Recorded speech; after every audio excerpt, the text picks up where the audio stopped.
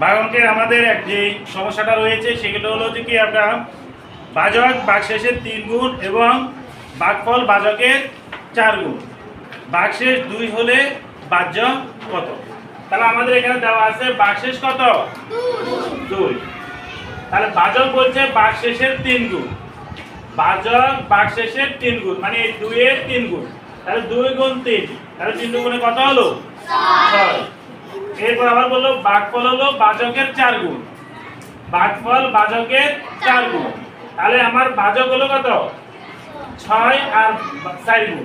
তাহলে 6 কত? 24। তাহলে আমরা ভাজ্যের যে একটা সূত্র আছে আমরা সূত্রটা লিখে দেব, যেহেতু এখানে ভাগশেষ আছে, ভাজক আছে, ভাগফল আছে। ঠিক আছে? এই সূত্রটা হলো ভাজ্য সমান ভাজক গুণ ভাগফল যোগ ভাগশেষ।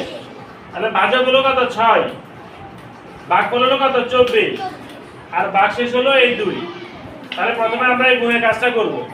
তাহলে 424 এর 4 হাতে হলো 2, 6 গুণ 12 2 14 যোগ এই 2। তাহলে 4 এর 2 এর 6, 4 এর 4, 1 এর 1। তাহলে উত্তর আমার ভাজ্য হলো কত? 146। ঠিক আছে? কারো বুঝতে কোনো সমস্যা? আগে একবার বুঝলাম, এখন আরেকবার বুঝলাম। ঠিক আছে? ধন্যবাদ।